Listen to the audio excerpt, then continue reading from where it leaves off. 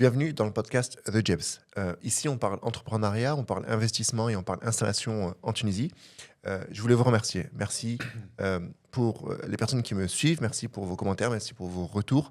Et aujourd'hui, j'ai le plaisir d'accueillir Hassan dans un épisode des experts.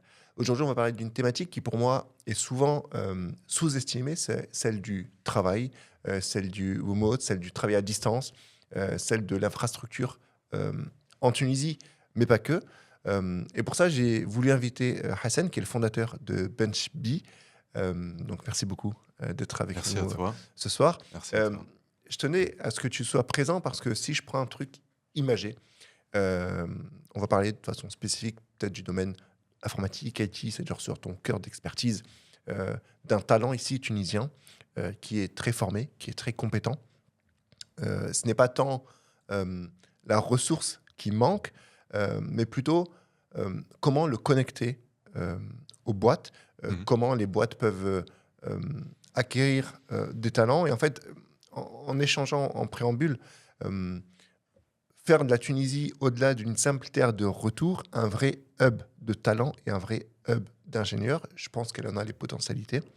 Et avec toi, ce que j'aimerais qu'on aborde, c'est un peu toutes ces thématiques-là.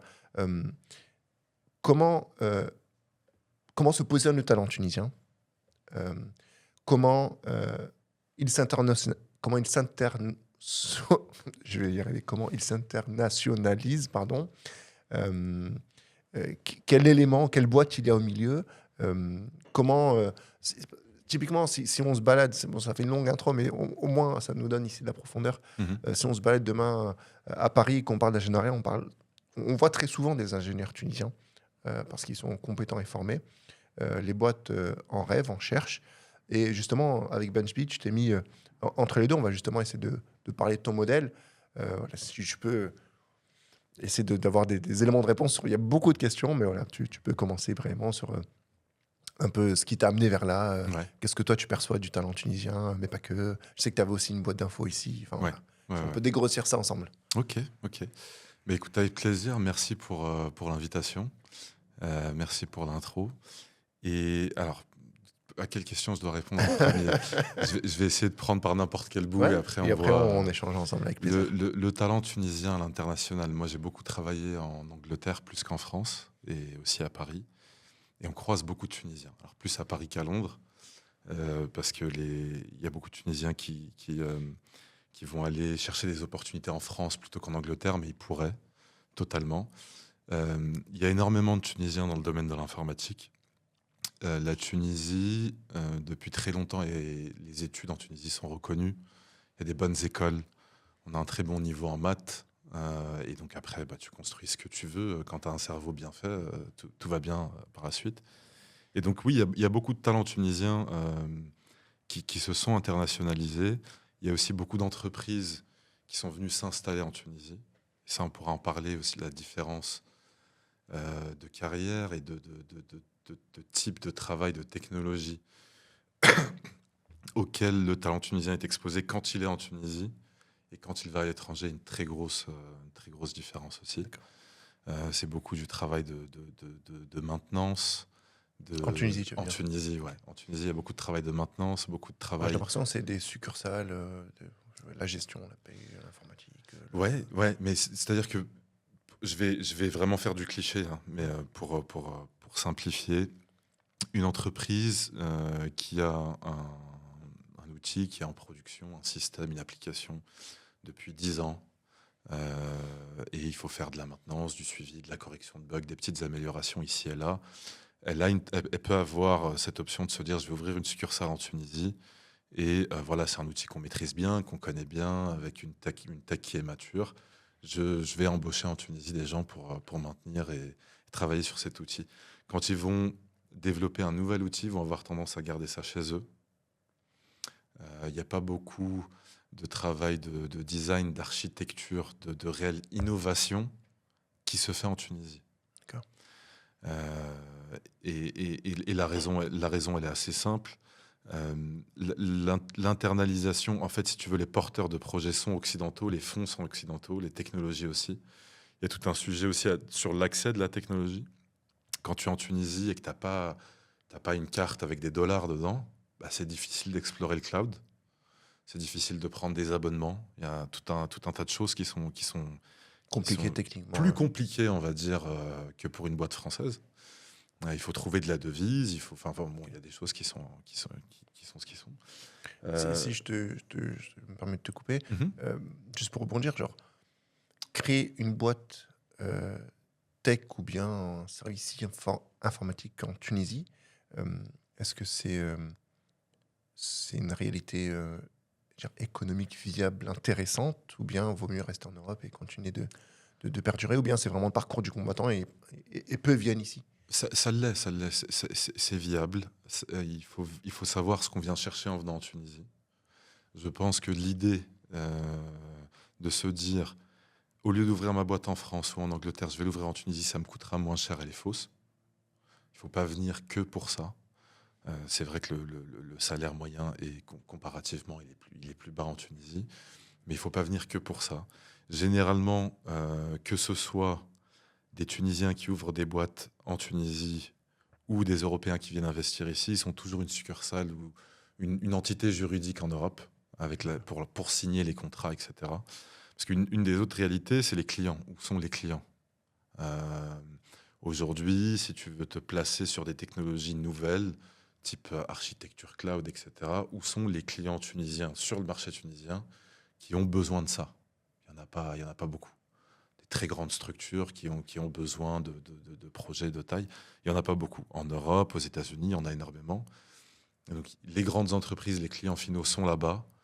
Donc les sociétés sont là-bas, les contrats sont signés là-bas. Et puis après, généralement, les gens ouvrent des bureaux en Tunisie pour que le travail soit fait et exécuté en Tunisie. Mais tu as toujours une sorte de front office qui se fait en Europe, où les sales vont être européens, les chefs de projet vont être européens. Sur les contrats intéressants, ça va être souvent être ça. Et puis après, ce qui arrive en Tunisie, réellement, c'est des tâches. D'accord. C'est des tickets. Voilà. Et donc le développeur, il se réveille le matin, il a un ticket, il fait son ticket. Après, là, c'est pareil, hein, il y a des exceptions partout. Il peut y avoir aussi des sociétés tunisiennes basées en Tunisie qui arrivent à signer des deals directement à l'étranger, mais ça me paraît plus compliqué pour plein de raisons. Entre autres la législation, la RGPD, l'utilisation des données. Les données doivent rester en Europe, elles ne doivent pas transiter hors de l'Europe et revenir, etc. Donc il y a tout un tas de considérations, même sur où sont tes serveurs lorsque tu développes pour un client. Parce que Oui. je me permets de rebondir, Hassan, parce que je reçois énormément de messages de personnes qui me disent, OK, moi je suis dans le domaine de l'informatique, du digital, du numérique, de façon générale. Mhm. Pour une question de facilité de train de vie, de qualité de vie, je veux venir ici m'installer en Tunisie. Ouais. Euh, Comment tu perçois cette idée, toi? Euh, comment euh, comment tu perçois le fait de, OK, ben, finalement, j'ai des clients qui sont européens, j'ai des besoins de services qui sont sur le sol européen, mais je veux juste, moi, venir et on dirait, délocaliser ma boîte ici en Tunisie. Ouais. Il y en a beaucoup qui me questionnent. Est-ce que c'est une réalité qui est intéressante pour eux? Donc là, on parle de chefs d'entreprise qui veulent déplacer leurs opérations ou d'une personne, un consultant, un Je freelanceur? je t'avoue que j'ai pas forcément les éléments de Ouais. réponse, mais souvent, c'est peut-être, je pense, des personnes à titre individuel Ok. ou bien une petite agence. Ok. Effectivement, c'est peut-être pas souvent ce que je perçois, hein, j'ai pas creusé, mais des agences de com, des agences de marketing, des trucs un peu comme ça, Mhm. qui viennent sur le sol tunisien et en fait, leurs clients sont français. Oui, bah, c'est vrai que la problématique, elle est très différente si c'est juste un individu ou si c'est une entreprise. Euh, Si, prenons quelqu'un qui est consultant en France en informatique depuis des années, qui a déjà un bon CV, un beau réseau de contacts, qui a déjà toute on va dire, soit sa petite entité juridique en France pour faire ses factures, pour recevoir son argent, etc. Qu'il soit en Tunisie ou en France, il n'y a aucune différence. D'ailleurs, il pourrait être à Bali aussi. Enfin, bon, tout ça est conditionné par le fait que son client accepte qu'il travaille en 100% remote. Oui. Parce qu'il y a ce cliché que l'informatique, ça se fait en remote, mais c'est un cliché. L'informatique, ça se fait en équipe. Ok. L'informatique, ça se fait avec des gens ce qu'on appelle le métier. Donc, dans une entreprise, il y a un métier et puis il y a l'équipe tech. Donc, imaginons que c'est C'est un hôpital, on parlait de ça tout à l'heure, du milieu médical. Les gens du métier, c'est le chef de service, c'est l'infirmier, c'est le directeur de l'hôpital, et puis après, il y a l'informaticien. Et faire du full remote sur, par exemple, une mission d'informatique décisionnelle, comme je faisais avant, donc l'analyse de données, etc., c'est pas possible. C'est moitié Tu as besoin de moitié des comprendre ton réunions. environnement. Exactement. La moitié du temps, c'est des réunions en face à face où montre-moi qu'est-ce que tu fais, de quoi est-ce que tu as besoin. Il faut comprendre le Et métier et comment tu interagir réponds de avec. façon spécifique aux besoins Voilà, de pour l'entreprise. pouvoir vraiment, vraiment y répondre. Donc c'est un peu un cliché, le truc du gars qui code dans son coin, qui pond une solution miracle et qui l'envoie à son client. C'est pas la majorité du travail qui est effectué aujourd'hui en entreprise. Maintenant, sur des postes bien spécifiques où c'est très tech, très code, ça se fait. Tu peux avoir un contrat avec une entreprise qui sont totalement OK avec le fait que ça se fasse en 100% full remote, ça se fait aussi. Et donc, dans ce cas de figure-là, alors évidemment, prends ton billet d'avion, viens en Tunisie, profite le temps est plus beau ici, ou va à Bali, ou que ce soit. Ok. Mais pour construire une carrière, c'est compliqué. Moi, je ne le recommanderais pas. Ok. C'est-à-dire que tu as besoin d'être proche des entreprises, Ouais. de tisser ton réseau, De faire ses de faire expériences. ses expériences. C'est difficile à trouver. Le premier job en full remote comme ça, c'est compliqué. Généralement, ton premier job, on va te demander un peu de présentiel. Et puis même, moi, personnellement, je voulais aller dans les locaux pour m'asseoir à côté des seniors, pour qu'ils m'expliquent aussi 2-3 trucs et que je puisse apprendre aussi. Parce que ce qu'on fait à l'école, c'est très théorique. J'avais la discussion il n'y a pas très longtemps avec une cousine ici qui me disait j'ai mon master en informatique. Et je lui disais ok, qu'est-ce que tu veux faire, qu'est-ce que tu aimes. Elle me dit bah, je peux tout faire. Et le problème, c'est que quand tu peux tout faire, tu peux aussi rien faire. C'est très général, tout le monde fait un peu de tout. Tout le monde fait un peu de web, un peu de réseau, un peu de base de données, un peu de sécurité, un peu de. Il faut se spécialiser, il faut se professionnaliser. Donc ça généralement, ça se fait en s'entourant de bons développeurs.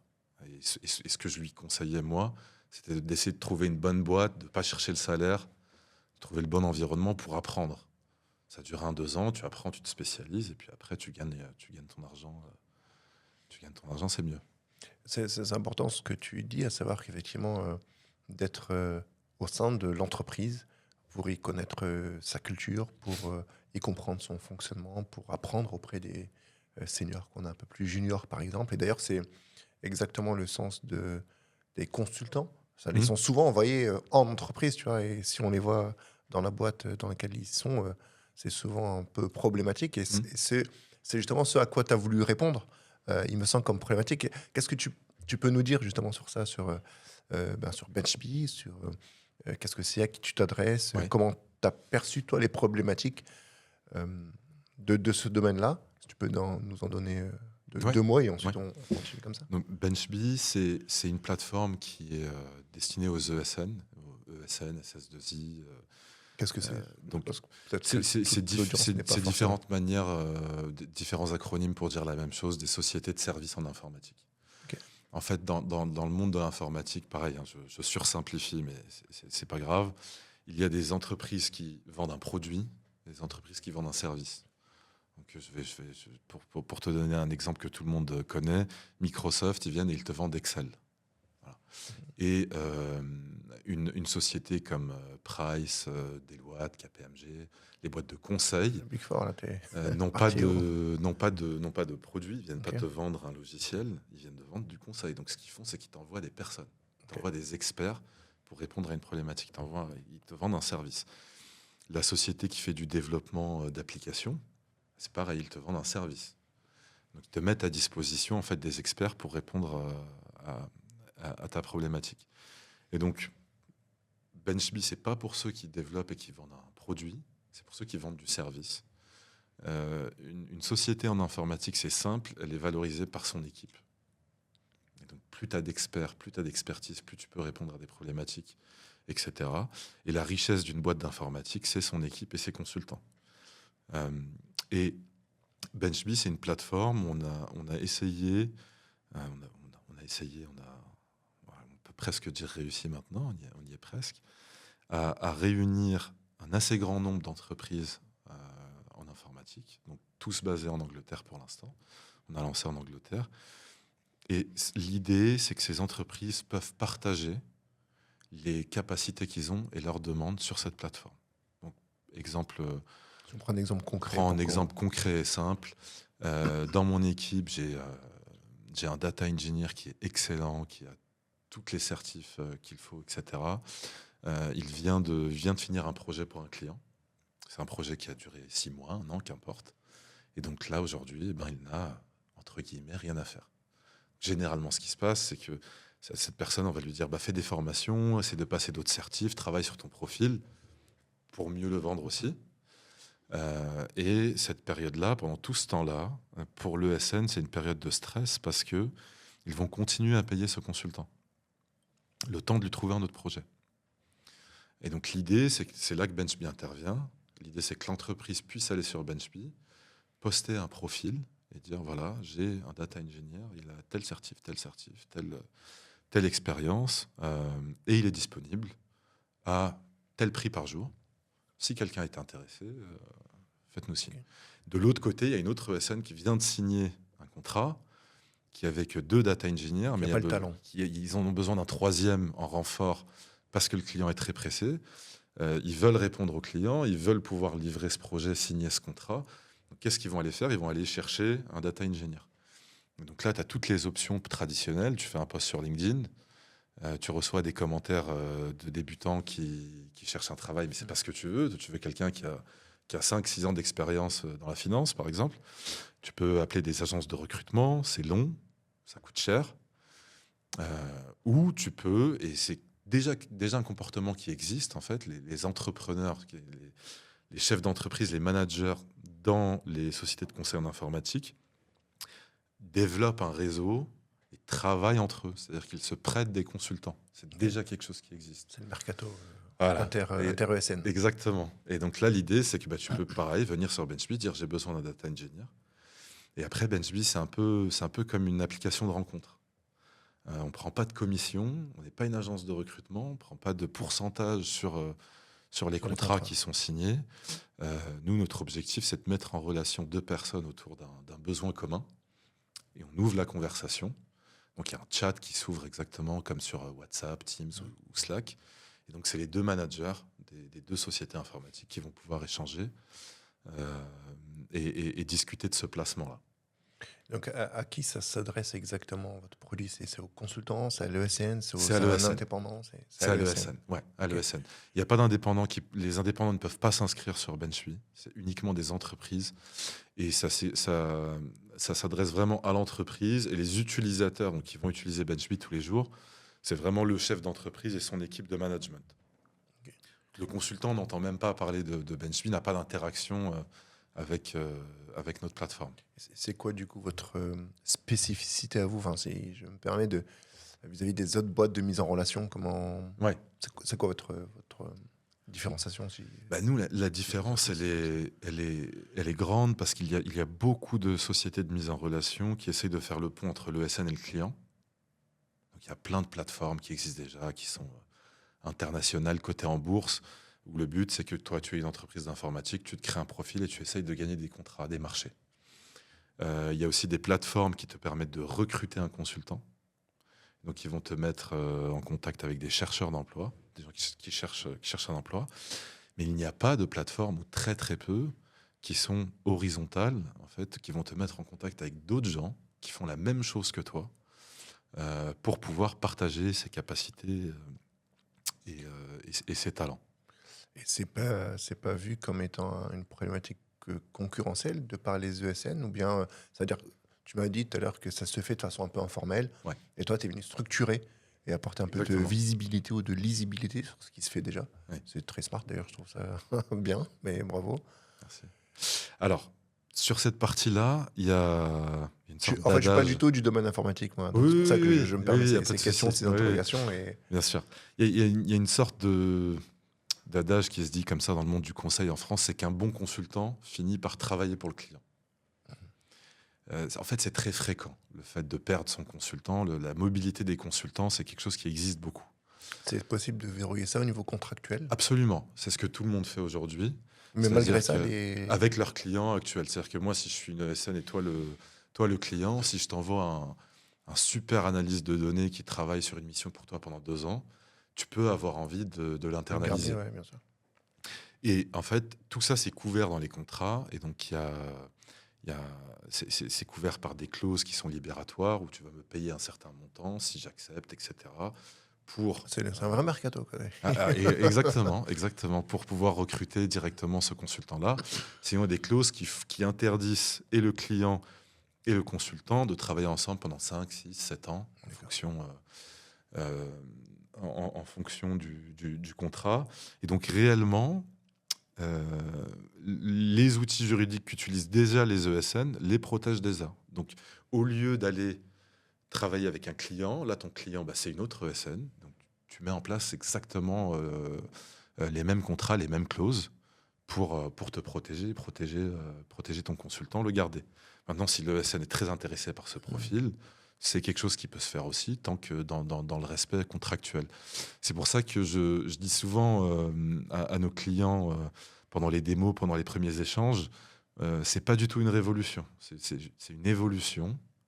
Mais voilà, notre but est ni de changer la manière dont les gens travaillent, ni Peut-être de leur faciliter les choses. c'est de faciliter les choses Et d'avoir. sur des choses qui sont déjà possibles avec leurs outils existants. Donc il n'y a pas de, il y a pas de problématique particulière à ce niveau-là. Et elle est où la vraie création de valeur pour les utilisateurs de. Enfin, l'ESN, qu'est-ce qu'il gagne? C'est du temps, c'est des coûts, c'est du stress en moins. Il y a plusieurs choses. La première chose, je pense que c'est le plus important, c'est le temps. Parce que, alors moi là, ce que je vais dire, c'est très personnel, c'est mon expérience à moi avec les agences de recrutement. Ça regarde que moi, peut-être qu'il y a des gens qui travaillent dans le recrutement qui vont regarder, qui vont pas être d'accord. Et moi, quand j'ai été consultant indépendant, je me suis vite rendu compte que les agences de recrutement, les recruteurs mentent beaucoup. Donc, sur les possibilités, les potentialités. c'est-à-dire que quand tu es un consultant, tu reçois 10 messages sur LinkedIn par jour en te disant qu'ils ont le job du siècle qui est parfait pour toi, envoie-nous ton CV. Réellement, c'est des petites mains qui remplissent une base de données. En fait, ce qu'ils veulent à ce niveau-là, c'est un CV. Pour pouvoir potentiellement te rappeler, lorsqu'il y a une offre, il n'y a pas de boulot, le boulot n'existe pas. D'ailleurs, c'est pour ça que quand on va sur LinkedIn, Indeed ou autre, les gens peuvent faire le test, taper développeur, front-end, back-end, mobile, quoi que ce soit, Paris, Londres. Il y a des milliers de jobs, tout le monde sait que c'est faux. Okay. Il n'y a pas des milliers d'offres d'emploi aujourd'hui disponibles pour des développeurs back-end sur Paris. Il n'y a même pas des milliers d'entreprises qui... Bon. D'où sortent ces offres d'emploi? Elles sont postées par des agences de recrutement qui créent des bases de données pour éventuellement plus tard te rappeler quand ils ont vraiment un travail. Donc voilà, le but, c'est pas de te voler tes données, mais c'est un peu le process. Il y a des faux jobs qui sont postés pour avoir un listing de consultants. De la même manière, quand ils parlent aux clients, ils leur disent qu'ils ont tous les consultants du monde. Et donc, quand tu parles à une entreprise, l'agence de recrutement, ils disent alors nous, on a 3 tonnes d'experts qui attendent. Qu'est-ce que tu cherches? Un architecte cloud? J'en ai 12. Oui, certifié, il n'y a pas de problème. Ils sont tous immédiatement disponibles. Ce qu'ils veulent, c'est faire rentrer le job. Donc, avoir le job dans leur listing, avoir ce qu'ils appellent une JD, là, donc une description, une spec pour le job. Et réellement, le travail commence à ce moment-là. Quand ils ont une description de poste, ils commencent à chercher quelqu'un en espérant trouver. Et puis dans après, la liste qu'ils ont déjà préalablement. Voilà. Après, tu as tout le jeu du téléphone où toi, en tant que consultant, tu rappelles le recruteur en lui disant bon, c'est quand l'entretien du coup, oui, j'ai eu le client au téléphone, ça sera la semaine prochaine. Il n'y a pas de client.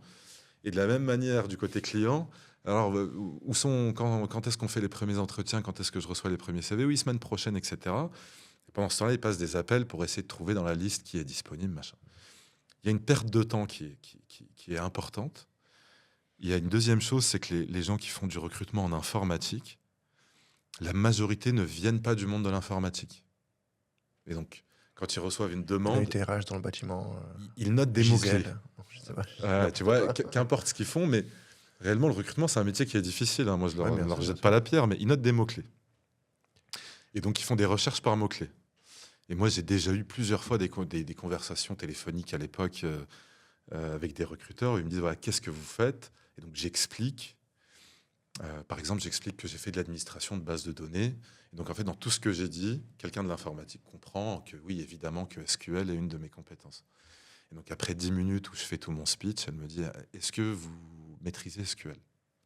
Donc ça montre que vraiment elle n'a rien compris, mais il y a des Ouais, mots-clés, il faut les cocher. Voilà. Et donc il y a aussi ce problème-là. Parler directement avec une autre ESN, c'est un gain de temps énorme. Parce que là, c'est manager to manager. Donc chef d'équipe. Donc moi, je suis un chef d'équipe. J'ai besoin de recruter quelqu'un. Toi, tu es un chef d'équipe. Tu as quelqu'un dans ton équipe. Je te pose 3 questions. Tu me dis immédiatement si c'est le bon profil ou pas. De toute façon, il n'y a pas besoin de se raconter des histoires à l'entretien. Je vais le voir. Tu le sais, je le sais. Bon, voilà. Donc ça va beaucoup plus vite. L'autre argument en termes de temps, c'est que le consultant est déjà salarié d'une entreprise. Donc il n'y a pas tout ce temps où il hésite, il négocie son salaire, il discute, est-ce qu'il peut commencer maintenant ou pas. Si nous deux, on a signé le deal et que tu me dis mon consultant, il sera chez toi lundi matin, il sera chez moi. Que tu es son patron et que tu vas lui dire, voilà, le client t'attend lundi matin à tel endroit, et puis il va y aller. Donc il y a quelque chose autour du temps qui est très important. C'est-à-dire qu'on pourrait avoir cette conversation vendredi et lundi matin, je pourrais avoir mon consultant qui commence à bosser avec moi. Il y a aussi un coût financier. Le coût financier le plus gros, c'est l'intercontrat. Ça coûte très cher à ces ESN. Et en fait, c'est ce qui mange toute la marge. Donc pour donner un exemple simple, si tu as une centaine de salariés, que tu en as 10 qui ne travaillent pas, bah, tu les payes quand même parce qu'ils sont en CDI chez toi. Et donc, pour payer ces 10 salariés-là, tu prends la marge que tu as fait sur 20-30 consultants qui sont en mission. Et si ton taux d'intercontrat grandit, tu vas très vite vers la faillite parce que tu perds ton équilibre. C'est un métier qui est très à flux tendu. Donc, tu peux te faire des réserves de cash, mais les réserves, elles partent très vite. Personne n'aime licencier des bons consultants parce que pour une boîte, pour une ESN, c'est pas du tout intéressant de licencier. Ça coûte de l'argent et ça prend du temps de recruter et de former quelqu'un. Et donc, idéalement, c'est pourquoi la boîte existe, on arrive à placer notre consultant. Et donc, réellement, BenchMe, pour les ESN, moi, la manière dont je le vois, c'est un outil qu'ils devraient avoir dans leur boîte à outils et qui est bon à utiliser. C'est pas la réponse à tout. Ça va être pas pour... si tu as besoin de quelqu'un en CDI, bah, c'est pas chez BenchMe qu'il faut aller. C'est plus pour voilà, du contractuel, du temporaire. C'est répondre à un besoin précis. Besoin précis et temporaire, parce que voilà, le consultant va venir chez toi, mais va être envoyé par une autre entreprise. Mais ça répond à ce besoin-là d'essayer d'avoir le moins de personnes possible en intercontrat et de pouvoir recruter rapidement quand on a besoin dans le réseau de SN qui est sur la plateforme. Comment on peut garantir la fiabilité d'un consultant, en tout cas sa solidité à répondre aux besoins spécifiques du contrat de l'autre ESN, tu vois. Ouais, bah, ça c'est vraiment... Comment elle qui n'a pas internalisé le recrutement du consultant, elle va dire moi finalement je vais faire confiance au process de recrutement de l'autre ESN pour envoyer chez un client qui peut-être pour moi est important, tu vois. Comment tu perçois ça toi au quotidien parce que l'ESN fait un entretien. Ok. Je pense que personne n'enverrait directement le consultant. Okay. Il y a une partie confiance qui existe déjà. Parce que moi, réellement, voilà, tu as une ESN, ça fait 10 ans que tu es sur le marché, je regarde ton site, voilà, tu as tout l'air d'une entreprise sérieuse. Si tu as quelqu'un en CDI chez toi, j'imagine que tu as fait tout un process, etc. Mais avant de l'envoyer chez mon client, je vais quand même le prendre en entretien. Donc, ce qui se passe actuellement, concrètement, c'est que quand ces deux managers sont en contact, la première chose qu'ils font, c'est qu'ils signent un document qui s'appelle une NDA avant toute discussion. Donc, avant que toi, tu me parles de ton client ou de son projet ou que moi, je te parle de mon consultant et de ses compétences précises, on signe une NDA en fait, qui font qu'on n'a pas le droit de réutiliser ou de partager ces informations-là. On en parle et puis après, je vais faire passer à ton consultant un entretien pour vérifier que voilà, c'est vraiment la bonne personne et que je suis prêt à l'envoyer entre guillemets sous mon drapeau parce que le client il ne voit que moi. Ok, merci beaucoup pour ces explications. Si on revient sur le lancement de BenchBee, Mhm. je ne sais pas si tu peux en parler, où est-ce que tu en es aujourd'hui? Mais aussi, j'aimerais essayer de comprendre avec toi, euh, c'était quoi les difficultés, les freins, les appréhensions. Genre, tu vois, si on humanise un peu, on sort la technique un peu, consultant SN, genre Ouais, ouais, toi, ouais. Hassan, comment tu as vécu ça? Par rapport au lancement de BenchMe, Ouais, le lancement et réalité, entre ouais. OK, on va créer le mercato des ESN, ça va être la folie, Mm. profondeur dans le marché qui est immense, un pain pour les ESN qui est profond, tu vois, et la réalité, déjà de l'élaboration, de la mise en place, est-ce que c'est difficile techniquement, est-ce que c'était difficile de, de, de partager cet enthousiasme ou cette énergie que peut-être toi tu avais en tant que porteur, tu vois, Mm. Ouais. si je reviens sur toi en tant que fondeur, quoi. Ouais, bah, nous, on l'a lancé en septembre. Ok. En Là, septembre on 2025. est janvier 2026, donc ça fait Ouais, 5 mois. ça Ok. fait 5 mois. Donc le C'est go lancé live, officiellement. oui, c'est lancé C'est pas un bêta, c'est pas un officiellement. Non, test. c'est lancé C'est lancé officiellement, c'est en officiellement. production. On a une soixantaine de clients qui l'utilisent aujourd'hui, qui Ah, partagent déjà des félicitations. consultants, qui postent des jobs et des consultants et qui sont dans des discussions. Le lancement, c'était. Alors, le mois de septembre était impossible parce que essaye de vendre un réseau vide au premier client. Mhm. Donc, je t'explique que tu vas partager tes besoins et tes consultants avec d'autres entreprises et tu me dis qui? Je te dis personne, tu es le premier. Bon, c'est très difficile pour les gens de prendre le risque, surtout que bah, la plateforme a un coût. Alors évidemment, on a fait des promotions pour les premiers, etc. Mais réellement, ce qui a été le plus dur, c'était de trouver des entreprises qui étaient tolérantes, qui étaient assez tolérantes. Parce que moi, le produit, je l'ai lancé très tôt, je l'ai lancé très vite. Quand je l'ai sorti, il n'était pas du tout parfait. Ok. Euh, C'est-à-dire que lui était naze, l'UX, il y avait des bugs un peu partout. Voilà, réellement, je l'ai lancé très vite.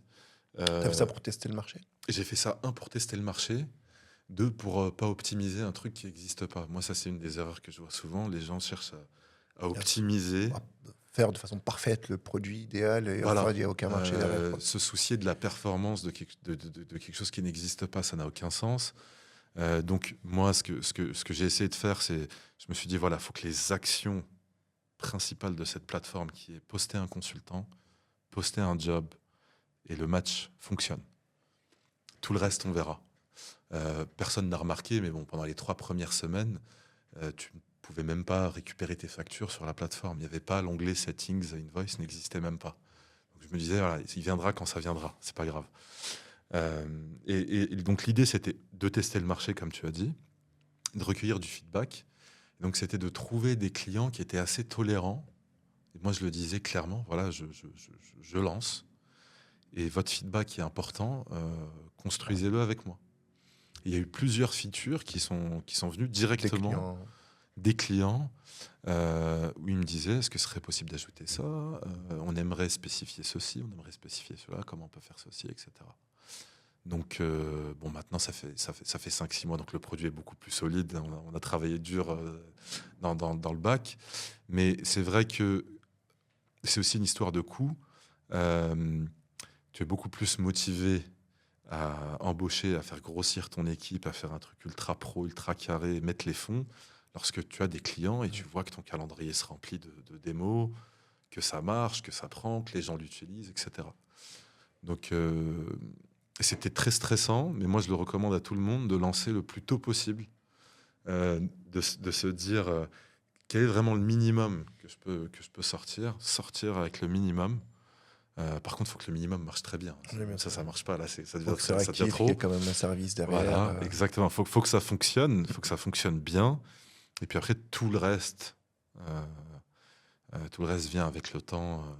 Donc, le plus dur, c'était ça. Je pense le plus dur, c'était quand la plateforme était vide, dire au premier client, vous êtes le premier, Faites-nous confiance. vous seriez le deuxième, vous seriez le troisième. Ok. Voilà. À partir de 10, c'était déjà un peu plus simple parce que je pouvais donner des Cet chiffres. argument. Je pouvais partager mon écran et dire, regardez, il y a des consultants. Peut-être que ça vous intéresserait un jour de pouvoir avoir accès à ce consultant, à ce job. Et puis maintenant, c'est beaucoup plus facile. Est-ce que tu es parti de ton réseau personnel pour étendre ça ou est-ce que tu as fait un vrai travail de Totalement. prospection, tu vois, Non, fort? totalement. Il y a eu les deux. Moi, je l'ai fait à Londres parce que mon réseau personnel est là-bas. Mon réseau professionnel, on va dire, est là-bas. Vu que j'ai plus travaillé à Londres qu'ailleurs. Donc, j'avais quelques facilités à le faire là-bas. Mon réseau personnel, oui. Après le travail de prospection, beaucoup de LinkedIn. Et puis vraiment, là, c'est la première fois que j'enregistre une vidéo. Moi, je ne suis pas du tout réseaux sociaux. Enfin, personnellement, j'ai même pas Facebook, enfin, Instagram. Bon. Rien de tout ça. Et donc, j'ai fait vraiment à l'ancienne, donc une équipe qui passe des appels. De la prospection à froid. Allô, bonjour, on est BenchBee, voilà ce qu'on fait. Est-ce que vous voulez discuter avec nous? Et j'ai été très étonné de voir à quel point ça marche. Super. C'est-à-dire que les appels à froid sont sous-cotés. Voilà, je le dis.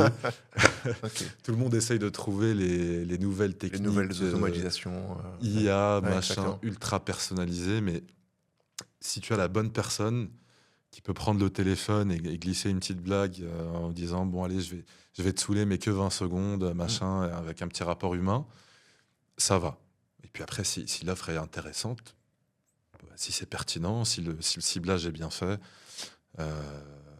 ça convertit plutôt bien à ce niveau-là. Et puis après, une fois dans la démo, une fois dans la démo, pour l'instant, toutes les démos, toutes les ventes, je les ai faites moi-même. Ok. J'ai personne qui le fait à ma place. Et ça marche très bien parce que c'est une conversation comme celle-là que je fais, en fait. J'essaye au maximum de ne pas vendre et ça vend très bien. Vraiment. C'est-à-dire, voilà ce qu'on fait. Voilà où on en est. Vous voulez que je partage mon écran, vous voulez que je vous montre. Et puis après, c'est une discussion. Et vous faites quoi exactement? Vous auriez besoin de si quoi? ton client est bien ciblé, tu sais que son besoin se trouve au sein de la solution BenchBee, pas forcément que ton appel il va pas être tourné vente hyper agressive, mais plutôt dire voilà, aujourd'hui cette solution elle existe, elle est presque novatrice dans l'écosystème. Absolument. Nous l'avons à disposition. Et derrière, tu me dis que ça va. Oui, parce qu'en fait, moi, je pense vraiment que dans le B2B, les ventes ultra agressives, là, ça ne sert à rien. Les gens sont formés à filtrer les appels. Ils ont développé tout plein de techniques pour te raccrocher au nez très rapidement. Moi, je le fais. Dès qu'on me propose un truc qui va me faire économiser beaucoup d'argent, je raccroche. Okay. Enfin, par exemple, je me dis, allez, hop. Par contre, si c'est une discussion et qu'on parle de quelque chose et que voilà, il y a une discussion qui arrive à s'installer, là, je suis beaucoup plus à l'écoute. Donc, c'est un peu notre formule pour l'instant. Et ça marche plutôt bien. Bravo, félicitations. Merci. À vous. Si je reviens un peu sur ton expérience personnelle et ton expérience tunisienne, pour refaire un focus ici sur la Tunisie, il me semble que tu avais une boîte ici, une boîte d'informatique, si je ne me trompe pas. Si tu peux nous en parler. Qu'est-ce que tu as fait ici dans le domaine de l'informatique? Et j'imagine que ça a nourri ta réflexion aujourd'hui sur BenchBee, tu vois. Totalement. Tu peux nous en parler parce que je ne connais pas du tout ce que tu faisais. Au moins, ça me permet de rebondir sur ce que tu vas... absolument. Ce qu'on va découvrir ici ensemble. De mémoire, alors les dates exactes, je ne sais plus, mais on va dire courant 2020. Courant 2020, je prends cette décision d'ouvrir une boîte d'informatique en Tunisie. Donc, on loue des locaux, on commence à recruter, etc. Boîte d'informatique, c'est très large pour qu'on puisse comprendre. Si tu vois, Moi, l'idée, c'était de faire du développement cloud spécialisé AWS. Okay. C'est ce que je faisais avant, c'est ce que j'aime. Donc, je me suis dit, voilà, je vais monter ma team, je vais gagner mes contrats et puis on va faire... Je vais monter ma team en Tunisie pour des entreprises européennes, américaines, étrangères. Absolument. Ouais, pour des entreprises étrangères, totalement. Donc la décision est prise. Moi, ça va vite. J'aime bien essayer et puis voir. Donc je prends ma valise, je viens et puis je passe 2 ans ici. Ok. Ça allait très vite. Et moi, j'aime bien prendre le temps de comprendre. Ouais. Donc tu prends ta valise, tu arrives sur le sol tunisien. Ouais. Si tu me permets ça, hein, bien sûr. Au sein de cet échange, qu'est-ce que tu attendais de qu'est-ce que toi t'attendais de la Tunisie ou du sol tunisien de façon personnelle? Est-ce que tu l'as retrouvé? Est-ce que tu t'y es retrouvé? Pourquoi tu as choisi la Tunisie? Pourquoi la Tunisie? T'es franco-tunisien? Oui, français et tunisien. Ouais, absolument. Donc franco-tunisien, Tunisie tous les étés, tous les ans. Okay. pendant les vacances et plus même que les étés. On est très proches, on vient tout le temps, la famille, etc. Euh, et puis avant ça, donc avant de prendre la décision d'ouvrir la boîte en Tunisie, c'est vrai que là, vu que tu me le dis, comment la décision s'est prise, j'ai eu un petit projet en France et j'ai trouvé des gars que j'avais pris en freelance qui étaient basés à Sousse, qui étaient excellents. Ok. Dans le domaine du Alors, cloud engineering. alors brillant. Ok. Vraiment, le profil LinkedIn, il y a 12 certifications AWS, les plus dures, enfin vraiment des pépites, quoi, des profils très durs à trouver, même en Europe, qui faisaient beaucoup plus que du code, qui faisaient du conseil, qui m'ont beaucoup aidé. Ça s'est super bien passé. Et en partant de cette expérience-là, je me suis dit, waouh, incroyable. C'est génial s'il y a moyen de trouver des talents comme ça en Tunisie et de monter une équipe en Tunisie. euh, ça serait une excellente idée. Donc j'ai eu cette première très bonne expérience, euh, sans ouvrir de société, en freelance, en direct. Donc c'était un gars dont j'ai fait la connaissance, qui m'a ramené ses potes de bureau, et il travaillait dessus le soir, le week-end, etc. Et franchement, ça s'était super bien passé. Aucun problème de communication, mais alors dans toutes les langues, les mecs arabes, tunisiens, anglais, parfait. Euh, Très bonne compréhension du métier. À l'époque, c'était un outil de gestion de flotte pour un loueur de véhicules, donc avec des problématiques très spécifiques, très réglementaires françaises. Mais les gars ils comprenaient très bien, ils faisaient les recherches quand ils avaient besoin, donc ils comprenaient très bien les features qui étaient demandées. Et ça c'est dur à trouver, et partout, même en Europe. C'est un peu un cliché, mais moi je le dis, c'est vrai. Les très bons développeurs, ils ont parfois du mal à se mettre à la place de l'utilisateur final. Ils sont beaucoup orientés technique, ils sont beaucoup orientés performance, code. Et réellement, ce qui est un peu triste pour tous les amoureux de l'informatique, tout le monde s'en fout. C'est-à-dire que l'utilisateur final ne regarde jamais le code. Il a besoin de faire quelque chose. Faut que ça soit efficient, Il efficace, faut que ça rapide. marche. Voilà, ça n'intéresse personne si ça a été fait dans le cloud ou pas, avec telle base de données ou pas, si c'est bien codé ou pas, tant que ça marche. Bon. Et donc c'est assez dur de trouver parfois le bon équilibre. Et en fait, c'est ça un senior.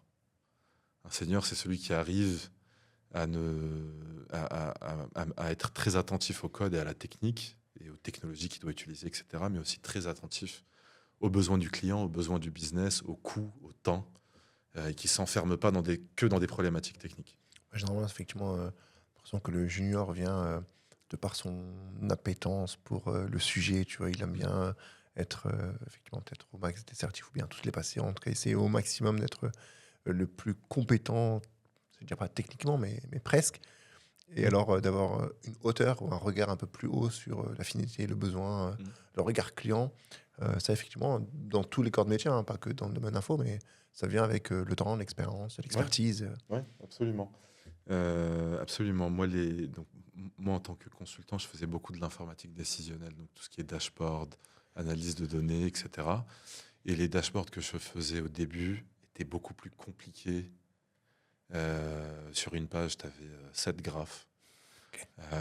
Ouais, parce que je voulais tout utiliser. Je voulais que ça soit fancy, il fallait que ça soit beau. Je pensais aux couleurs, je pensais au machin. Et avec le temps, je me suis rendu compte que je faisais des trucs de plus en plus simples, mais beaucoup plus efficaces et compréhensibles. Ok. Et en fait, ça vaut pour un peu tout. Et donc, voilà, première expérience avec des freelances en Tunisie qui s'était très bien passée. Après, la décision est prise d'ouvrir une boîte en Tunisie. Je loue des locaux, je commence à Ça a recruter. été facile pour toi d'ouvrir une boîte en Tunisie? Oui, Oui. oui, oui. En fait, je pense qu'il faut s'entourer, il faut payer. Ok. Moi, je connais mes limites. C'est-à-dire que j'ai pas du tout essayé ni d'aller voir avec l'API, le RNE, le machin. Je me suis dit, oh, je comprends rien. On va trouver un comptable et on va lui demander de faire ça. Après, j'ai de la chance. Un de mes associés était, lui, avocat d'affaires en France. Ok. Donc, dès qu'il y avait un truc à faire, bah, lui, il lisait. Et quand lui, il lit, bon, c'était nouveau pour lui aussi, hein, mais voilà, ça lui parlait beaucoup plus. Et donc, il était là pour cadrer aussi sur cette partie-là. Il faisait beaucoup les réunions à distance, mais il était venu aussi, je crois, 3-4 fois En en Tunisie. Tunisie pour cadrer 2-3 trucs là-dessus. Donc ouais, non, franchement, j'ai pas eu de difficultés particulières. Je me souviens que c'était long. Ok. Je me disais, quand même, c'est long. C'était à plusieurs étapes. C'était assez long, je crois, de mémoire, mais pas de difficulté particulière. Donc, tu ouvres ta boîte, tu loues des locaux. J'ouvre ma boîte, je loue des locaux, je commence à recruter. Après, on est passé confinement, hors confinement, parce qu'il y a eu le Covid C'était pendant aussi. le Covid, ok. Il y a eu le Covid qui a pas trop aidé. Je commence à embaucher et là, je me rends compte que c'est difficile, que ça va être difficile. C'est quoi que tu perçois comme étant compliqué? C'est-à-dire, tu passes d'une bonne expérience en freelance et là, dire coût, structure, Pas locaux. tellement coût structure, c'était pas ça qui m'avait le plus surpris. Euh, Vous parliez pas le même langage, je sais pas, Il y a un truc il y avait un problème de formation, de formation, de compétences. de compétences sur les talents qui sortent des écoles. Ok. Et donc on formait Des écoles tunisiennes. des écoles tunisiennes. Et donc on formait. Bon, en fait, c'était des très bons développeurs, mais qui avaient beaucoup de connaissances théoriques, mais après la pratique, entre la théorie et la pratique, il y a un gap qui est énorme. Les écoles, et ça c'est même en France, etc., il y a ce gap qui est très connu entre l'école et le monde du travail. Les écoles font ce qu'elles peuvent pour se maintenir à jour, mais voilà, dis-toi que quand tu commences ton cursus informatique aujourd'hui, on te présente déjà ton curriculum de 5 ans, et il y a 5 ans, ChatGPT n'existait même pas. Je ne sais pas si... voilà. Tu vois à quel point en 5 ans les choses ont changé. Ça va très vite. Donc il y avait un problème de formation, et donc on formait.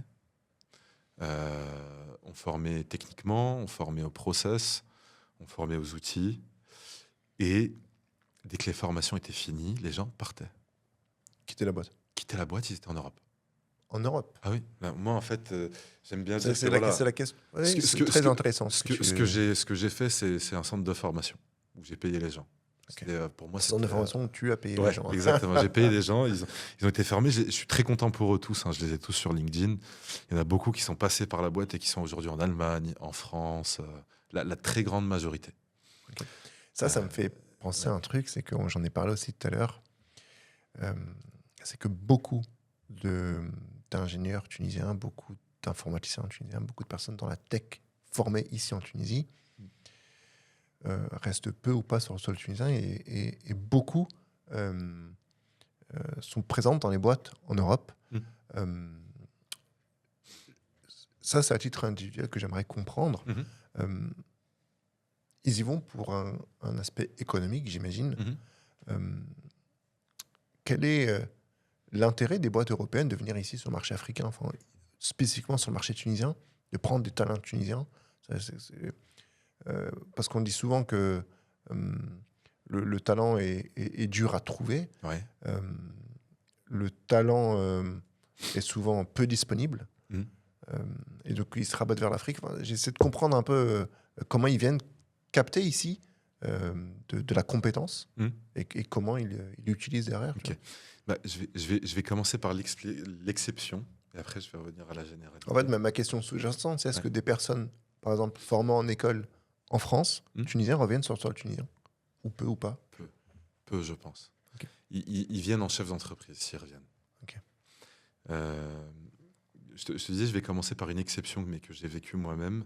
J'ai pris un jeune qui était en PFE, donc en projet de fin d'études, qui n'avait même pas encore son diplôme. Il était là, il nous faisait des présentations, il nous apprenait le métier. Le gars, c'était un génie. Okay, donc, je crois qu'il est parti en Allemagne dans un très grand groupe aujourd'hui, mais ça se voyait. Tu parles avec lui, le gars était brillantissime. Il n'y en a pas beaucoup des comme ça, t'en croises pas beaucoup. Voilà, moi, je lui souhaite tout le meilleur, mais il a une carrière qui est toute tracée devant lui. Ça existe, il y a des génies comme ça, on vient les chercher. Lui, ça l'amusait, il adorait lire de la documentation sur le cloud, c'était incroyable. Enfin bon, voilà, t'as ce profil-là. Ça, c'est l'exception. Et ceux-là, les sociétés, ils vont les chercher partout, dans tous les pays du monde, qu'importe où ils sont. Quand t'en trouves un, tu vas le chercher. Et donc, ils participent souvent, ces jeunes-là, ils participent à des compétitions internationales de code, des hackathons, des trucs comme ça, pour essayer de se distinguer. Et boum, c'est parti. États-Unis, Allemagne, etc. Ça, on va dire, c'est l'exception. Après, c'est souvent les ESN qui viennent chercher les consultants tunisiens. Ce qui se passe souvent, le problème, c'est les papiers. La société française, elle a un avantage, c'est qu'elle est en France et qu'elle sait que le Tunisien veut faire une carrière en Europe. Et moi, je les comprends. Les Tunisiens qui veulent faire une carrière en Europe. Toi qui les as côtoyés, qui les as embauchés, qui les as Ouais. formés, c'est quoi leur motivation? Leur motivation alors, est évidemment financière, c'est mieux payé, etc. Mais c'est surtout la carrière. Ok. C'est-à-dire que Les opportunités de voilà, carrière au niveau de sont... ton horizon, imaginons que tu es passionné par la technique. Quel projet passionnant a lieu aujourd'hui sur le sol tunisien? Il n'y en a pas énormément. Alors que si tu es passionné par la technique et que tu es passionné par l'IA, eh ben les États-Unis, c'est incroyable. Ok. Donc, même en termes de carrière, en termes d'horizon, de choses que tu as envie d'apprendre, que tu as envie de faire, que tu as envie de voir, que tu as envie de vivre, si tu as envie de faire ce métier, la Tunisie, c'est pas un marché qui est énorme. Il n'y a pas de très grandes entreprises qui sont là, qui ont des problématiques complexes. Tu vois, on n'a pas de fintech, sauf erreur de ma part, hein, mais à ce que je sache, il n'y a pas voilà, on n'a pas de grosses startups qui jouent à l'international avec de la hypergrowth, etc. Et donc, en termes de carrière, moi, je les comprends. C'est évident que voilà, tu préfères faire une carrière en Europe. Le problème, c'est que y a cette question des papiers, et c'est souvent les ESN qui servent de pont. Donc on en parlait tout à l'heure. Les ESN, leur business, c'est de recruter un consultant et après de l'envoyer chez un client. Et l'ESN, par exemple, on va dire française, va venir chercher un ingénieur tunisien, va lui proposer un contrat. Ce contrat va lui permettre d'avoir 24 fiches de paie, à condition de continuer à travailler pour eux. Tu es un peu ligoté, en fait. Tu es un peu menotté.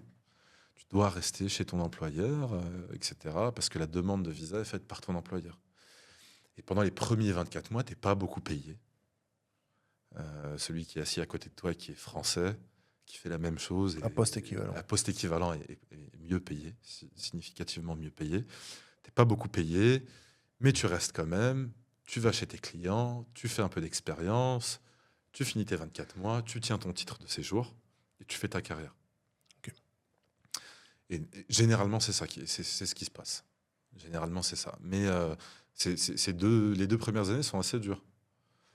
Parce qu'il y a une pression de ne pas perdre son emploi absolument. Et la paye n'est pas terrible. Hein. D'accord. Tu as un ordre d'idée des grosses fourchettes, mais Ouais, on comprenne. des grosses fourchettes. On a des salaires sur Paris qui peuvent commencer à 1007, 1008 net. Ah oui, c'est pas beaucoup Pas beaucoup. pour vivre dans Paris C'est pas intramuros. beaucoup, mais quand tu as 23 ans, si tu peux aller chez un cousin, chez un oncle, et puis voilà, tu es peut-être un peu augmenté pendant tes 2 premières années, mais vraiment, ça vaut le coup. À la 3e année, quand tu peux avoir un bon poste et aller chercher les 3-4, bah, voilà, ça vaut le coup et tu sais pourquoi tu l'as fait. Et bon, c'est ce que c'est, hein, c'est comme ça, c'est dommage, mais c'est comme ça. Il y a cette histoire de papier qui fait que la mobilité est très réduite vers l'Europe et que la personne qui te permet cette mobilité, il en profite souvent. Donc les ESN elles viennent chercher ici le talent. Est-ce qu'il y a des ESN qui viennent s'installer ici sur le sol tunisien pour les avoir directement Il y a des ESN qui ouvrent des bureaux ici pour le recrutement et pour envoyer. En fait, les ESN franco-tunisiennes, il y en a beaucoup. Il y a des ESN qui sont qui ont été montés par des Tunisiens et qui travaillent sur ce filon-là. Okay. Tunisie-France, c'est leur business model plus ou moins. Mais on va dire en majorité, c'est ce qu'ils font. Et oui, ils ouvrent des bureaux en Tunisie pour recruter et envoyer. D'accord. Est-ce que tu conseillerais à quelqu'un qui veut venir ici s'installer en Tunisie, qui était dans ce domaine-là, d'ouvrir un ESN en Tunisie? Ou un ESN, ou bien d'ouvrir une boîte info? Une boîte d'info, ouvrir une boîte d'info en Tunisie? Moi, je pense que pour quelqu'un qui a un produit, c'est très bien. Ça peut être très bien. Ça peut être une très bonne option. Il peut trouver, quand tu as un produit stable, un logiciel ou un SaaS ou quoi que ce soit, et que tu as des tâches de développement, de maintenance, d'amélioration, tu peux créer une équipe, l'améliorer avec le temps et stabiliser une équipe ici. En faisant attention à ce qu'elles ne partent pas. Les femmes, c'est ce que j'allais dire, les femmes sont moins mobiles que les hommes. Ok. Donc, après, c'est pas une vérité générale du tout, hein. Moi, j'ai eu le cas. J'ai eu des collaboratrices qui sont parties en Europe. Mais les femmes, quand elles sont plus ancrées, par exemple, mariage, enfant, sur le sol tunisien, elles ont, même si elles peuvent partir, eh ben, parfois elles ne partent pas. Donc, il y a totalement moyen de monter une équipe en Tunisie. Après, pour répondre du tac au tac à des clients et livrer des projets aux clients, ça me paraît pas être le mieux. En tout cas, parce que j'ai beaucoup eu ces discussions avec plein de gens. Si ton business model repose sur le fait que tu vas payer des Tunisiens moins cher, ne le fais pas. D'accord. Il faut être capable, si ton client est français, il faut être capable de payer des Français. Et puis après, si tu arrives à optimiser, à outsourcer en offshore une partie du travail, très bien pour toi, tu marges un peu plus. Mais si c'est le cœur de ton business, c'est trop compliqué. Qu'est-ce que tu perçois comme étant compliqué là-dedans? C'est-à-dire la maîtrise.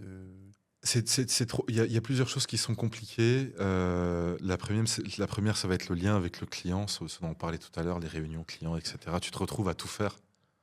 Tu peux te retrouver. Moi, j'ai un ami qui a une agence web ici et qui littéralement ne délègue aucune tâche de communication avec les clients. Et tu peux pas grossir une boîte comme ça. C'est très compliqué. Tu vois, idéalement. Après, ça dépend de la vision de chacun. Il y a une différence pour moi entre essayer de construire une entreprise. Une entreprise, elle est censée te permettre de partir en vacances et se développer une activité qui est personnelle, où tu en fais toi-même ton emploi et tu es obligé d'être là. Et si tu n'es pas là, ça ne marche plus. Mais quand tu es le pont entre chaque client, entre chaque besoin client et les développeurs, c'est compliqué. Donc la communication, ça peut être un challenge. La culture, ça peut être un challenge aussi. Moi, j'ai eu le cas où on travaillait pour un client où il y avait un sujet de livraison et le développeur, il m'avait posé une question sur la livraison, mais est-ce que les gens reçoivent les colis chez eux ou en point relais? Je lui ai dit, chez eux. Il dit, mais comment? Et en gros, je me suis rendu compte que pour moi, c'était absolument évident que tout le monde reçoit 3-4 colis par semaine chez lui et que ça ne l'était pas autant ici et que ce n'était pas un comportement aussi évident d'avoir payé par carte, de ne pas avoir à payer le livreur, donc pas besoin d'être à la maison. Du quotidien voilà. qui ne maîtrisent pas forcément. Exactement. Donc, ça a son lot de complications, ça a son lot d'avantages aussi. Mais je leur dis encore une fois, celui qui veut ouvrir un business en France et qui a comme point de vente, comme c'est structurel, il faut que je paye des gens en Tunisie, sinon je ne fonctionne pas, moi je le déconseille. Okay. Ouais. Si on peut revenir rapidement sur t'es resté 2 ans avec ta boîte ici en Tunisie. 2 ans avec la boîte en Tunisie, ouais. Si on peut un peu comprendre la trajectoire et arriver vers la fin de la boîte, enfin, pourquoi t'as quitté ou pourquoi ça s'est arrêté, et on revient sur BenchBee. Donc on a parlé d'installation, des valises, que c'était plutôt un centre de formation et les talents partaient. Ouais. Tu t'en es rendu compte rapidement et pourquoi tu as décidé d'arrêter? Est-ce que tu pouvais pas cadrer ça peut-être, je sais pas, cadre légal, juridique? Ouais, j'ai essayé. Donc en arrivant, je me suis dit, ok, j'ai dû rater un truc, il y a un problème là, qu'est-ce qui se passe? Vous étiez combien? On est, alors au plus haut, on était 22. Okay. Donc il y a quand même du monde. Ouais. J'ai essayé de comprendre ce qui se passait. Je me suis rendu compte qu'en fait, il y avait tout un business avec les écoles. Okay. J'ai visité plusieurs universités et j'ai vu que des entreprises tunisiennes payent les études de certains étudiants. Et ils ont un lien direct avec l'école où c'est des classes entières en fait qui sont réservées. Donc, des entreprises ici tunisiennes qui ont leur siège à l'international. Et donc les étudiants vont aller à l'école 3 jours, en entreprise 2 jours. L'école est payée par l'entreprise. Ils sont aussi payés un petit quelque chose. Ça dure 3 ou 4 ans. Et après, ils doivent... Ça existe aussi en France, hein, un certain nombre d'années à l'entreprise. L'alternance, c'est un peu différent. L'alternance, tu es en alternance, tu vas à l'école, tu es un peu au travail. Quand tu as fini ton alternance, tu ne dois rien à l'entreprise. Ok. Ouais. Là, une fois que tu as ton diplôme, vu qu'on t'a payé ton école, tu es redevable pour l'entreprise. Tu dois rester en entreprise un certain nombre d'années. D'accord. Et donc, je pense que Il faut avoir assez de flux, il faut avoir un bon prévisionnel, il faut avoir un agenda bien rempli, il faut avoir de la visibilité et se dire, voilà, mon équipe de dans 3 ans, je la cherche aujourd'hui, je la forme aujourd'hui. Je finance leurs études si je peux. Je les ai en entreprise, 2 jours par semaine, ils peuvent travailler avec moi déjà. Il y a aussi l'avantage de pouvoir parler avec l'université de ce qu'ils vont apprendre à l'école, D'accord. ce qu'ils font à l'école. Donc, dire à Ouais, pour l'université, être voilà, moi le j'ai besoin qu'ils plus fassent proche, cette tech-là ouais, plus que celle-là, ok, parce que ça correspond plus à mes besoins, etc. d'être le plus proche du terrain possible, en fait, Ouais, ouais, pour pas être complètement décorrélé du marché. c'est Et ça. comme on disait tout à l'heure, tu as des seniors qui sont experts dans une thématique précise, mais aujourd'hui, on va peut-être y faire allusion un peu plus tard, où tout va tellement vite et tellement Mm. très vite que ton développeur, j'ai pas envie de dire qu'il sera inefficace ou bien peu utilisé, mais presque, quoi. Ok. Ouais. Donc on va rester juste concentré sur ton expérience tunisienne. Donc, ok, difficile de maintenir les talents, Mm. grosse concurrence, j'ai l'impression, pour les acquérir. Ouais. Ok, donc ça, c'est dur. Grosse concurrence pour les acquérir et comme on disait tout au début, la richesse d'une boîte informatique, c'est son équipe. Et quand tu as du turnover, tu construis rien. Tu passes ton temps À recruter. à recruter. Quand les gens arrivent, c'est essayer de leur expliquer le projet en espérant qu'ils comprennent assez vite pour être productifs. Ouais. Et puis, une certif 2, hop, et puis ils sont déjà repartis. Il y avait aussi le fait que moi, en lançant, j'avais un gros client qui m'avait commandé un gros logiciel et que malheureusement, ça s'est arrêté aussi. Et donc là, je me suis mis à chercher de la sous-traitance. Prospecter. Ok. Je Ok. cherchais de la sous-traitance. Je me disais, voilà, je suis une petite boîte. Ouais, tu étais dépendant d'un client majeur, on va dire, presque. Exactement, et, exactement. Il y avait c'est périlleux, presque. il y avait 80% de mon CA, c'était un client. Ok. Voilà. Et donc j'étais très à l'aise avec ce client-là. Donc pour moi, il n'y avait pas de. Bon, mais le Covid, ça a frappé tout le monde. Hein, ça Ouais, n'avait pas complètement. frappé que moi. Donc moi, j'étais très, très safe. Quoi. Je me dis, oh, très bien, nickel. Tout va bien. Mais j'avais pas d'autres Il n'y clients. avait pas de problématique de délivrabilité, de Non. trucs comme ça. Non, c'est juste que voilà, le projet du client s'est arrêté. Ok. Tout simplement parce que plus de fonds, de leur côté aussi. Et je me suis mis à chercher du boulot pour l'équipe. Et je me suis rendu compte que aller au client final, c'est très dur quand t'es personne. Mhm. Quand t'es inconnu, que t'es une petite boîte qui a 6 mois, 1 an, 2 ans, tu ne signes pas de gros contrats, tu ne signes pas de contrats intéressants. Et je me suis intéressé à la sous-traitance. Et ça avait un petit peu marché quand même. Donc j'ai pu tenir une année de plus comme ça, en allant parler à des boîtes d'informatique françaises, en leur disant, si vous avez du développement que vous voulez me sous-traiter, on peut le faire ensemble. Et ça a aussi alimenté l'idée de Benchbee. Réellement, c'est ce que j'ai essayé de faire, me dire, voilà, est-ce que je suis sûr que certains de mes pairs n'ont pas les compétences que j'ai dans mon équipe et que je pourrais les aider, faire un peu de business comme ça, etc. Mais avec le turnover, l'argent que j'avais plus et le client que j'avais perdu, bon, j'ai décidé bon, de... il est plus salutaire de fermer. Ouais, j'ai décidé d'arrêter parce qu'après, tu sais, ça va très vite. Il faut pas trop s'attacher sentimentalement, émotionnellement à une boîte parce que quand ça chute vite. Et l'idée, c'est pas de s'endetter à vie. Donc voilà, j'ai libéré tout le monde, payé tout le monde. Et puis. À de nouvelles aventures. Exactement. Ok. Exactement. Merci d'avoir partagé ça avec nous. Merci à Sur toi. une expérience tunisienne, c'est toujours intéressant d'avoir ce regard-là parce que sur The Jeb, c'est vrai qu'on me contacte assez souvent. C'est-à-dire, je veux monter une boîte en Tunisie. J'aime bien recueillir ces récits-là parce qu'ils sont importants. Ils sont, à mon sens, peu audibles. Et ici, on essaie de les visibiliser, de les rendre audibles. Si on revient du coup sur Benchbee, Ouais. donc on a parlé tout à l'heure que c'était effectif. Tu as 6 mois d'expérience Ouais. avec cette boîte-là. Absolument. J'imagine que voilà, c'est la phase de lancement et c'est plein d'euphorie. À l'ère où tout va très vite, tu vois, notamment si on prend un sujet qui est phare en ce moment de ces dernières années, celui de l'IA, de l'intelligence artificielle, et de comment elle peut venir concurrencer ici des juniors dans des tâches précises, tu vois. comment tu vois,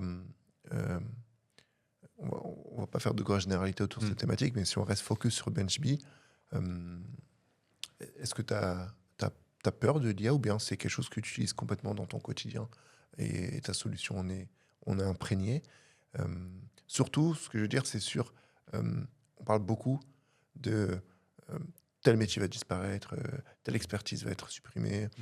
Aujourd'hui, ça avance tellement vite qu'effectivement, on ne sait pas trop vers où ça va. C'est pas pour être alarmiste, c'est pour dire, toi qui es dans un domaine dans lequel ces sujets sont prégnants, comment tu perçois ça?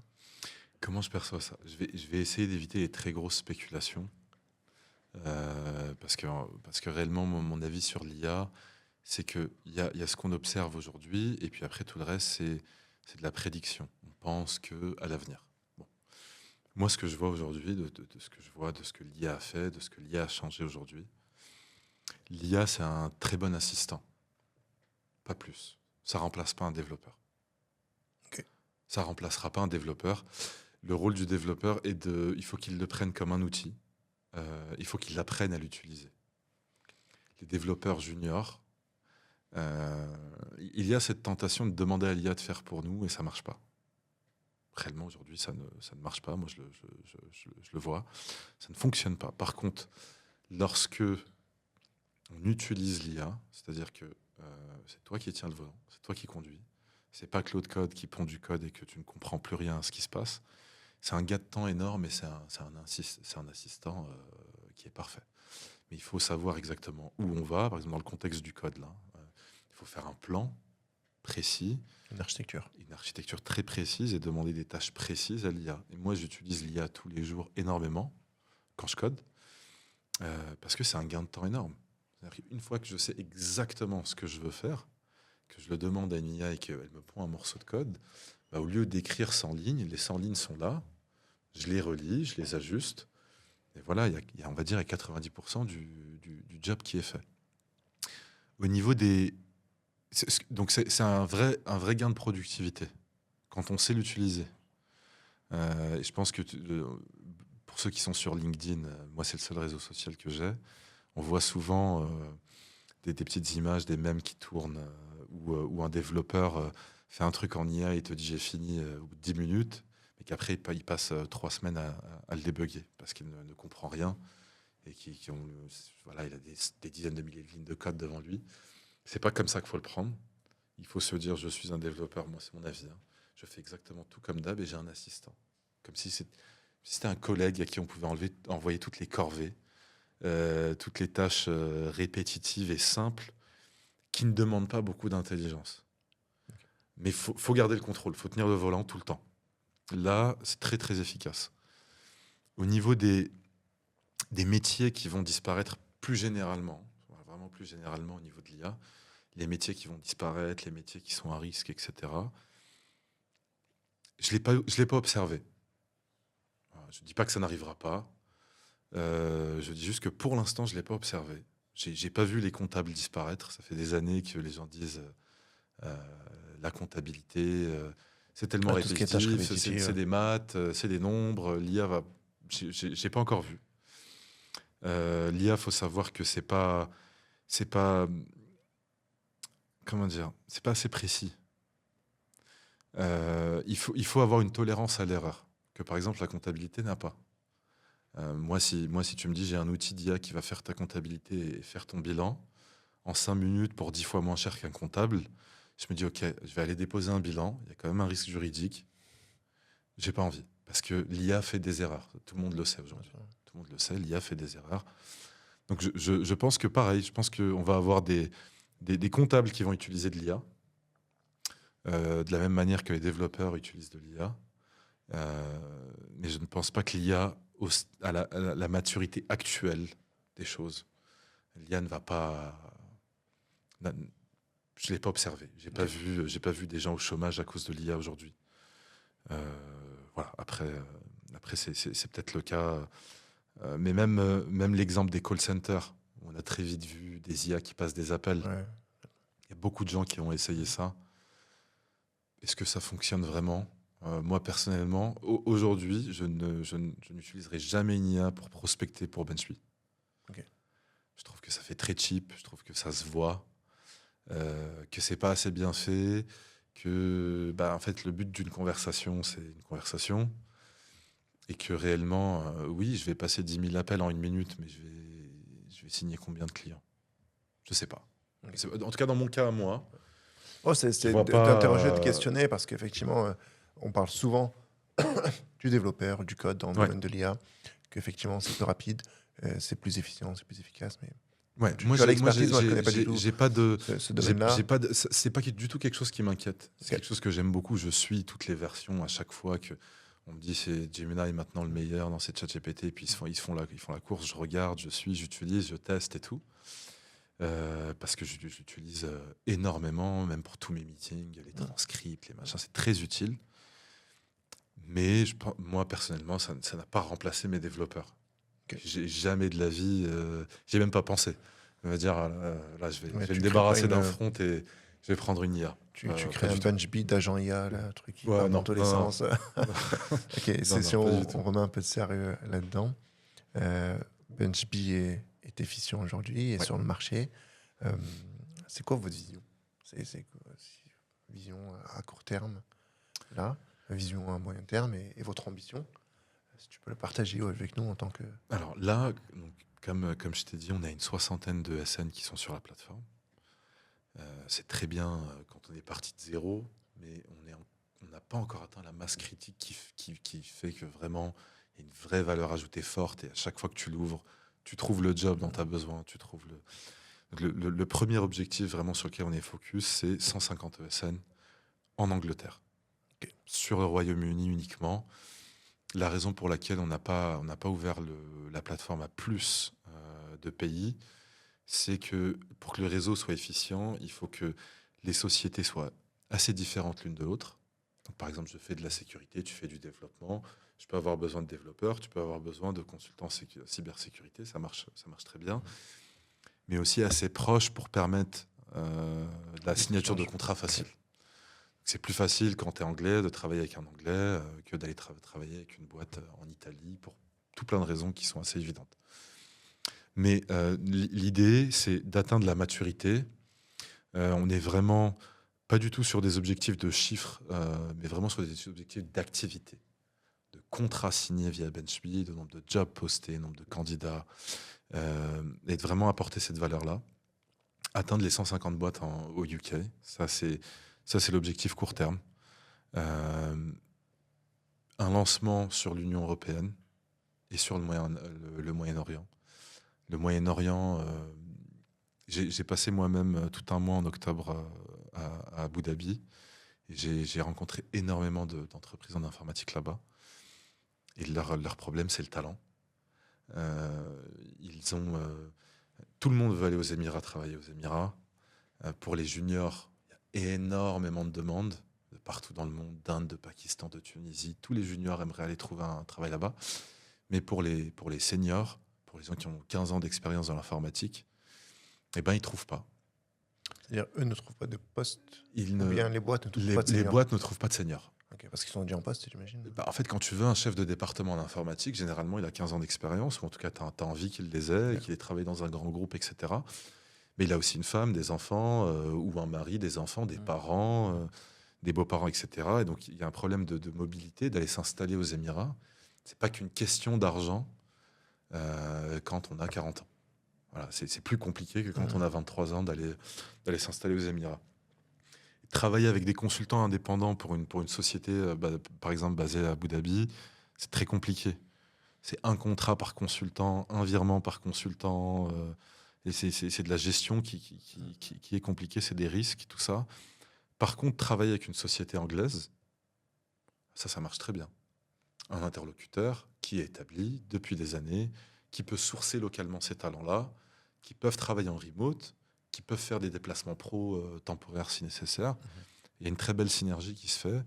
Et donc, nous, on a cette ambition de s'étendre au Moyen-Orient, donc voilà, principalement Arabie Saoudite, Émirats, Qatar, pour répondre à cette demande-là. Donc ces sociétés-là ont besoin des entreprises qui existent déjà en Europe et qui ont les talents. Et les entreprises européennes ont besoin de ce flux de business incroyable. Je pense que c'est une des zones qui est la plus dynamique aujourd'hui. Vision 2030, le PIF qui est en train de devenir un des plus gros fonds souverains au monde. Les projets sont là, les ambitions sont là, les moyens sont là. Mais ils ont un manque cruel de talent et on aimerait être ce pont. Et donc là, d'ici fin février, on devrait voir sur la plateforme des offres d'emploi. Fin février, là, dans un mois. Oui, absolument. C'est rapide. Des offres d'emploi qui proviennent du Moyen-Orient.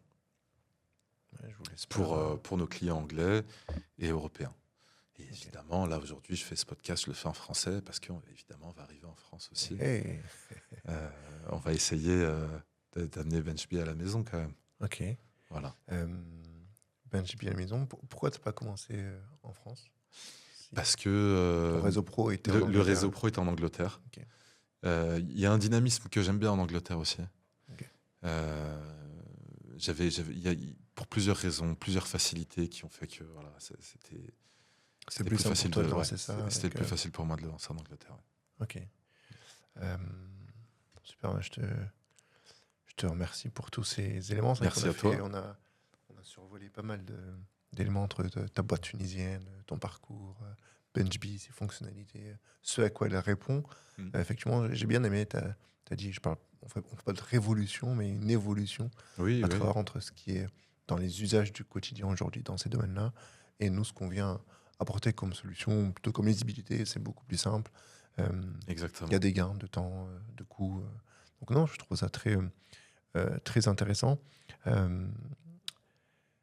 Si tu as un mot de la fin à nous partager sur la réalité entrepreneuriale, peu importe le pays, parce que tu as testé en Tunisie, tu as testé en Angleterre, qu'est-ce qu'elle serait? Et moi, je dis souvent que j'essaie de ne pas vendre de rêve, en tout cas, j'essaie de ne pas idéaliser. C'est pour ça que j'ai beaucoup posé la question de personnes qui sont en France, qui veulent venir s'installer ici, sur le sol tunisien.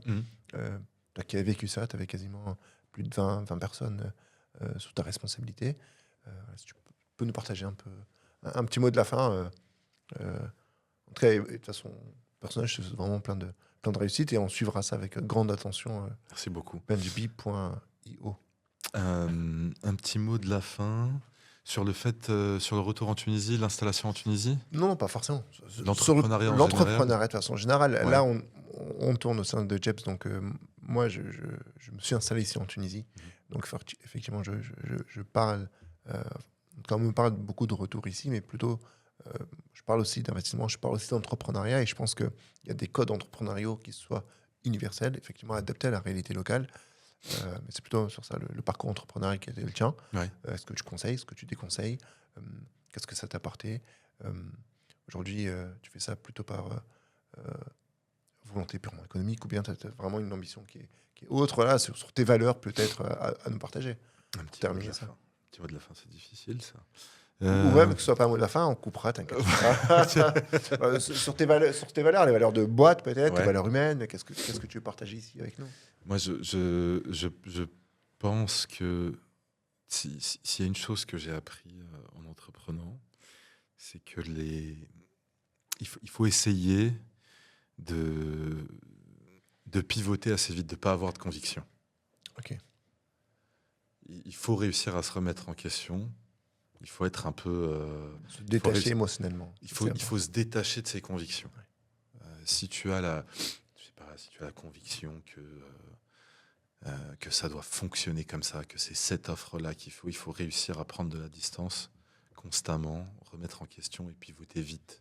Ce que j'ai beaucoup, ce que j'ai beaucoup apprécié, ce que tu as dit tout à l'heure aussi, c'est que en lançant BenchBee, qui n'était pas forcément sous sa meilleure version, ce qui était hyper important, c'était un retour client, parce que ce sont tes utilisateurs finaux. C'est eux qui vont utiliser la solution dans leur quotidien. Ils t'ont spécifié leurs besoins, alors que toi, forcément, on n'était pas dans leur tête, dans leur mentalité. Tu ne pouvais pas forcément percevoir ça.